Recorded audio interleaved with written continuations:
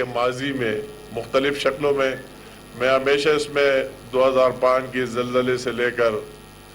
پھر ملیٹنسیز میں بھی میں بعد میں بات کروں گا،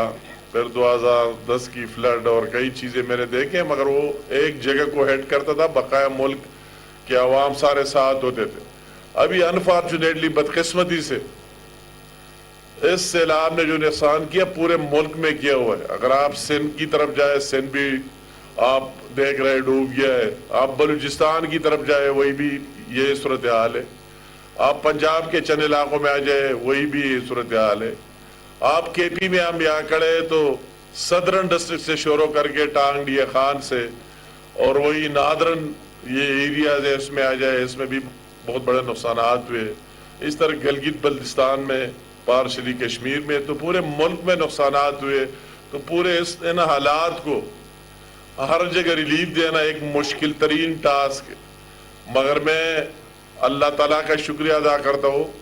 کہ اللہ تعالیٰ نے اس پاکستان کو اس طرح چیف ایگزیکٹو دیا ہے میاں محمد شہباز شریف کی شکل میں کہ انہوں نے بھی دن رات خود بھی فیلڈ میں رہا، ہر مشکل میں ہر جگہ پہنچ گیا، اور مجھے اس پر فخر ہے کہ میں بھی اس کی ٹیم کا ایک ادنا ممبر ہوں۔ ہماری ٹیم کے ممبران سے بھی اس طرح کام لیا۔ تو جب آپ دیکھتے ہیں کہ اگر آپ کا لیڈر فیلڈ میں ہو تو ورکر کو پھر فیلڈ میں ہونا پڑتا ہے اور نکلنا پڑتا ہے، تو میں اس کو داد دیتا ہوں اور اللہ تعالیٰ کا شکریہ ادا کرتا ہوں کہ اگر اسی طرح جذبے والا لیڈر نہ ہوتا تو شاید اس بحالی میں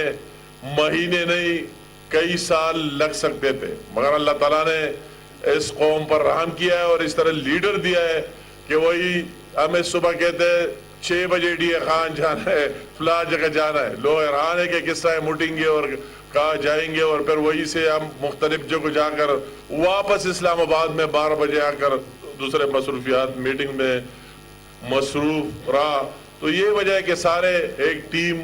بن کر کام کیا۔ اس میں پورے ملک میں FAO، ND میں، PD میں،